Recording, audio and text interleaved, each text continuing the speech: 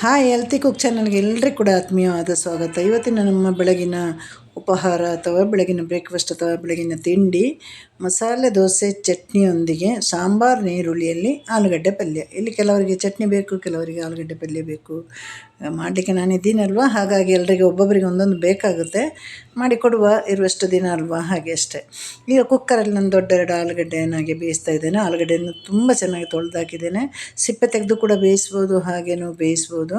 ನಮ್ಮ ಒಂದು ಕುಕ್ಕರಲ್ಲಿ ಒಂದು 8-9 ವಿಷಲ್ ಬೇಕಾಗ್ತದೆ.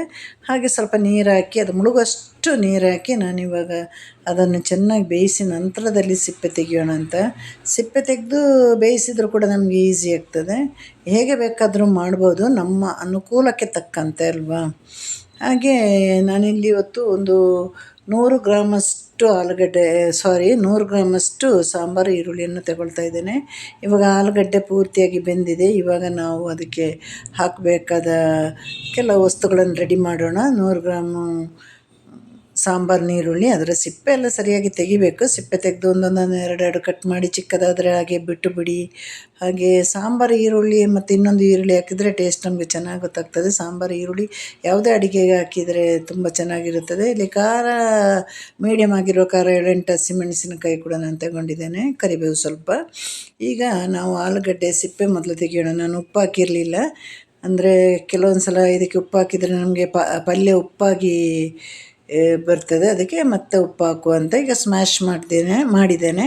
ದೊಡ್ಡದಾಗಿ ಮಾಡ್ಬೋದು, ಚಿಕ್ಕದಾಗಿ ನಿಮ್ಗೆ ಬೇಕಾದಾಗೆ. ಬಾಣಲಿ ತಗೊಂಡು, ಬಾಣಲಿ ಚೆನ್ನಾಗಿ ಬಿಸಿಯಾಗಿ ಇದಕ್ಕೆ ಒಂಚೂರು ಎಣ್ಣೆ ಜಾಸ್ತಿ ಅಲ್ವ, ನಾವು ಎಲ್ಲದಕ್ಕೂ ತೆಂಗಿನ ಎಣ್ಣೆ ಯೂಸ್ ಮಾಡೋದು. ನಮಗೆ ಬೇರೆ ಎಣ್ಣೆ ಆಗೋದಿಲ್ಲ, ಅಭ್ಯಾಸ ಆಗಿ ಹೋಗಿದೆ. ನಿಮಗೆ ಯಾವುದು ಎಣ್ಣೆ ಬೇಕೋ ಅದು ಯೂಸ್ ಮಾಡಿ. ಎಣ್ಣೆಗೆ ನಾನು ಕಡಲೆಬೇಳೆ, ಉದ್ದಿನಬೇಳೆ ಹಾಗೆ ಸಾಸಿವೆ ಹಾಕಿದೆ. ಇಲ್ಲಿ ಸಾಂಬಾರು ಈರುಳ್ಳಿ, ಆಮೇಲೆ ಹಸಿಮೆಣಸಿನಕಾಯಿ, ಕರಿಬೇವನ್ನ ಹಾಕಿ ಈಗ ಒಂದು 5 ನಿಮಿಷ ಹೀಗೆ ಫ್ರೈ ಮಾಡ್ತಾ ಹೋಗಬೇಕು. ಹಾಗೆ ಫ್ರೈ ಮಾಡ್ತಾ ಹೋಗುವಾಗೆ ರುಚಿಗೆ ತಕ್ಕ ಉಪ್ಪು ಹಾಕಿ, ಅರಿಶಿನ ಪುಡಿ ಹಾಕಿ, ಕಮ್ಮಿ ಒಂದು ಬೇಕಂದರೆ 1-2 ಚಿಟಿಕೆ ಅರಿಶಿನ ಪುಡಿ ಹಾಕಿ. ಕೆಲವರಿಗೆ ತುಂಬ ಹಳದಿ ಕಾಣೋದು ಇಷ್ಟ ಆಗೋದಿಲ್ಲ, ಸರಿಯಾಗಿ ಬೇಕಂದ್ರೆ 1/4 ಸ್ಪೂನ್ ಹಾಕಿ ಅದನ್ನು ಕೂಡ ಚೆನ್ನಾಗಿ ಫ್ರೈ ಮಾಡಬೇಕು. ಈಗ ಆಲೂಗಡ್ಡೆ ಸ್ಮ್ಯಾಶ್ ಮಾಡಿರೋದನ್ನು ಕೂಡ ಹಾಕಿ ಅದನ್ನು ನಿಮಗೆ ಕೆಲವರಿಗೆ ನೀರಾಗಿ ಬೇಕಾಗ್ತದೆ, ಕೆಲವರಿಗೆ ಗಟ್ಟಿ ಪಲ್ಯ ಬೇಕಾಗುತ್ತೆ. ನಿಮಗೆ ಹೇಗೆ ಬೇಕೋ ಹಾಗೆ ಮಾಡಿ. ಈಗ ಇನ್ನು ಬೇಕಂದರೆ ನೀರನ್ನು ಕೂಡ ಸೇರಿಸ್ಬೋದು, ಇಲ್ಲಾಂದರೆ ಹಾಗೆ ಗಟ್ಟಿಯಾಗಿ ಹಾಗೆ ಮಾಡ್ಬೋದು. ಒಟ್ಟಲ್ಲಿ ಅದು ನಿಮ್ಮ ಆಯ್ಕೆ.